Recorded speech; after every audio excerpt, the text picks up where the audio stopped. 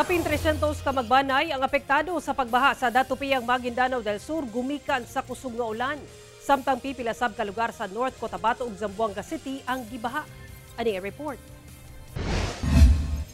Sa video, makita kining pipila ka mga estudyante nga nagtiniil samtang nahumol sa tubig baha aron lang makatambong sa culminating activity alang sa buwan ng Wika program sa Lintukan Elementary School sa Barangay Magaslong, Datupiyang, Maguindanao del Sur adlang Huwebes. Gani ang uban, gitanggal ang ilang mga sapatos aron dili mabasa kini. Matud sa Barangay LGU sa Magaslong, wala ra gikansela sa tunghaan ang mong klase aron mapahigayon lang ang aktibidad. Matud pa, ang pagbaha sa mong tunghaan nagsugod pa adlawng Miyerkules gumikan sa kusog nga pag-ulan. Gani apektado sab ang pipila ka kabalayan sa mong barangay. Matud sa Barangay LGU, ana sa 300 ka magbanay ang apektado sa pagbaha. Hinuon wala ra sila na makwit.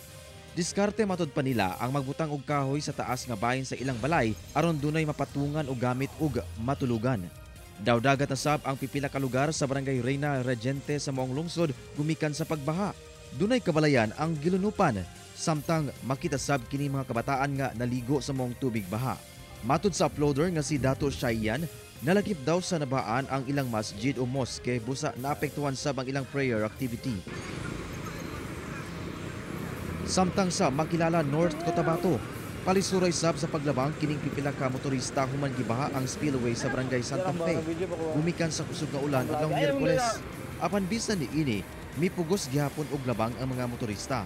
Gigiyahan na lang kini sa ubang residente aron dili maanod.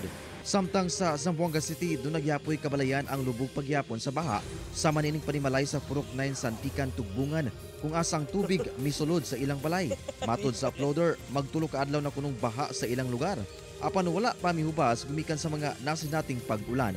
Padayon ang assessment sa CDRRMO sa mga apektadong residente. Kauban si Gary Balantay ug Bong Vicencio, Efren Mamak.